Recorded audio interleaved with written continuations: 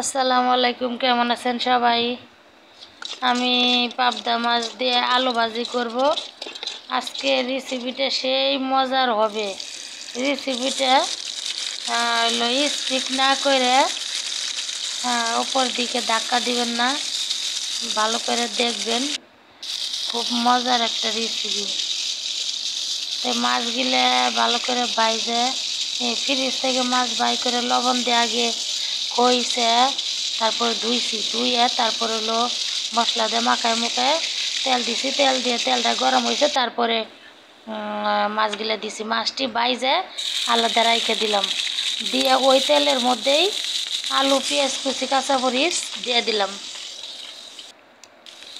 দিয়ে পেঁয়াজ তারপর দুটো তেজপাতা দিয়ে দিছি। এটিরে ভালো করে লাড়াচাড়া দিয়ে বাইজে নিব। নেওয়ার পরে আলুগুলো দিয়ে দিব।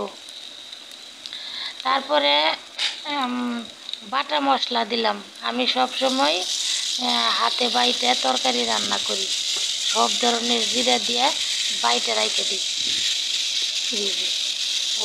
ওই বাটা দিয়ে ধন্য গুঁড়া মরিচ সব ধরনের জিরা মশলা এগুলো বাইটে রান্না করলে তরকারিটা অনেক মজা হয়। তারপরে আমি আলুগুলো দিয়ে দিলাম, দিয়ে ভালো করে ভাজা ভাজা করে নিবি, একটু একটু করে আস্তে আস্তে জাল দিব। আর আলুগুলা একটু করে লাড়াচাড়া দিব, তে 2 মিনিট পর পর একটু লাড়াচাড়া দিব।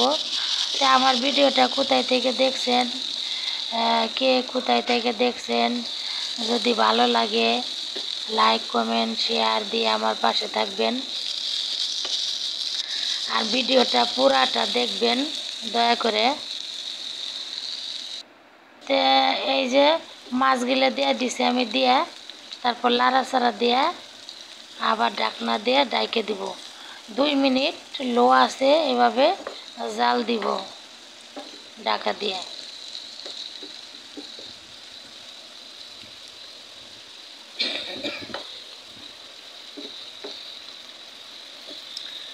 দেন বাজির কালারটা কি সুন্দর হয়েছে। এই এক বাজি দিয়ে 2 প্লেট ভাত খাবেন।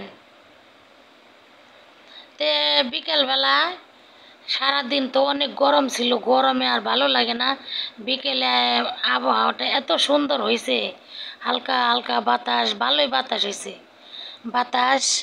আর ছাদে গেলাম, ছাদে কাপড় চোপড় ধুইছে আজকে অনেকগুলা, তারপরে বালিশ রইদে দিছি, এগুলো আনতে গেলাম। দেন কি সুন্দর, ওই যে বালিশ, কি সুন্দর পরিবেশটা ছাদের, অনেক ভালো লাগলো। তাই একটা ভিডিও করলাম আপনাগুলোকে শেয়ার করার জন্য। তারপরে এদিকে চুলায় রান্না আমার, এই যে ভাজিটা প্রায় হয়ে গেছে।